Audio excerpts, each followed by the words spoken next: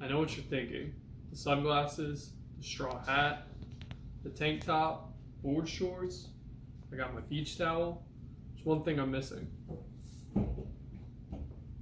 And that's a surfboard. While surfers may look cool, a lot of progress goes into making it able for us to catch waves. For anyone living in New Jersey, the beach is just a short trip away, and for many in New Jersey, surfing is a hobby or even a lifestyle. A properly waxed surfboard is the first step in getting started to be able to get into those waves and enjoy an activity that many of us shore residents are familiar with.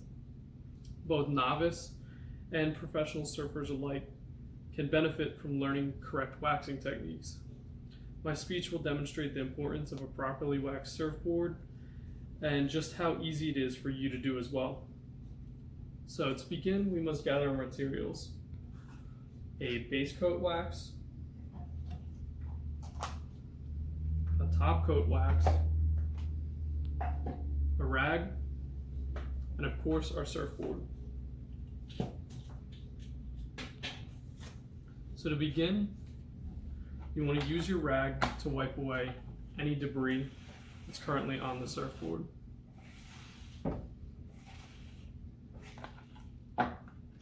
The base coat is a very hard wax that will not melt under most temperatures and serves as a wax to allow your top coat to adhere to your board and stay on it longer without melting off. Now, top coats come in various different temperatures, and you want to make sure that you pick the correct one for the current water temperature. For example, this is a cold water wax, which is good for 40-degree water temperatures, which is the current average water temperature in New Jersey right now. Picking the correct wax ensures that the wax won't melt off very easily if it is too soft, or, on the other hand, won't harden up and lose its stickiness. Having one that is too sticky or too hard will both result in having the wax not be usable. So you want to begin by laying your board down in front of you lengthwise. Use that rag to get off any of the debris, and begin with your base coat wax. Now they come in a large brick. This is half a brick, and you're going to be wanting to use this entire brick on your surfboard. So you want to begin by picking which area you want to wax the board. So about 2/3 of the board right in the middle, basically where your front foot and your back foot will be.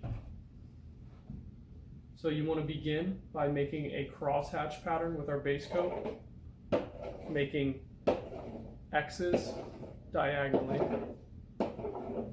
and continue to cross and keep crossing. Now you want to do this along the entire length of your surfboard, around 2 to 3 times. Make sure you get close to the rails of the surfboard or the sides of the surfboard until you have used up about half a brick of your base coat. This is a very hard wax, so ensure you're pressing very firmly in order for it to actually adhere to the board.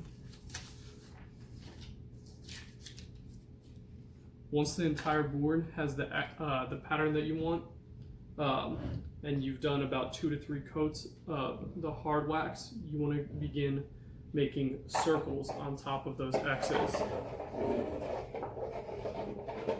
Now use this all the way up until you're done with your half a base coat of wax. Once you're done, it should have large bumps on the board, and you're ready to begin your top coat of wax.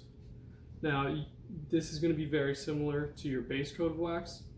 You're going to start with a cross hatching pattern.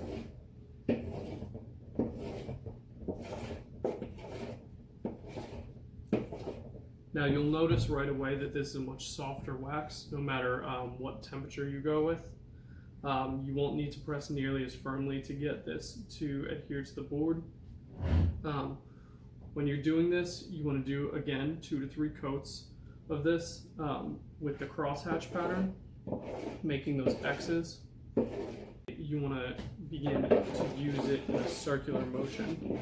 This will help the buildup of wax, again, ensuring that you go from rail to rail and make sure you go the entirety of where your feet will be placed. You'll want to use roughly about half a puck of the top coat wax, and once it's done, you'll notice that there are bumps formed of the wax and that it should be tacky, and your hand should stick to it almost like there's rubber on top of the board. This is easy to test by using a wide palm over it, and then just ensuring that your hands don't slide around, so that when you get in the water, you know that your feet won't be sliding off. At this point, your board should be complete. In this demonstration, you should have learned how easy it is to wax a surfboard, and hopefully you will use your new knowledge to either help someone you know who surfs, or use it for yourself when you begin to surf, or maybe you even surf now.